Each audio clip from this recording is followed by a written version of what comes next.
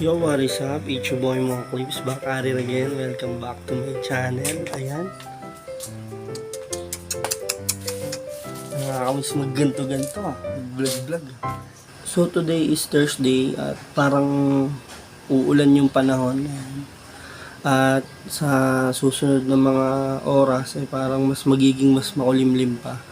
So sakto kasi day off ko ngayon. At actually kasi bumalik na ako dun sa trabaho ko sa may Mandaluyong, yung isa sa pinakamalupit na buffet restaurant dito sa Pilipinas, no? Vikings, pare. Bumalik ako doon. Parang nasanay yung katawan ko na may tinatrabaho. Kaya pag gising ko, cellphone agad dinawakan ko, kaya parang tinamad ako. Gusto ko maging productive yung day off ko, kaya dating gawin lang, gusto ko lang may gawin.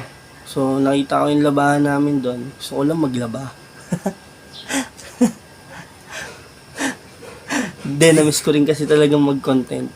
Ang dami na rin kasing nagtatanong kung bakit hindi na ako nagko-content, bakit hindi na ako nagbablog.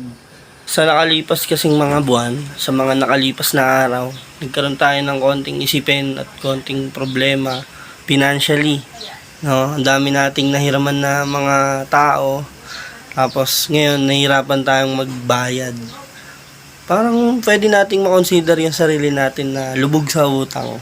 No, kasi dito sa Pilipinas parang nakakahiya kapag inadmit mo sa sarili mo na parang ang dami-dami mong kailangang isettle.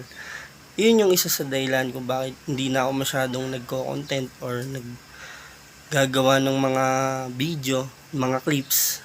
Ito yung passion ko, yung mag-video. Kaya nitong umaga, pagising ko, na-realize ko na ayokong ikulong yung sarili ko dun sa mga problema ko.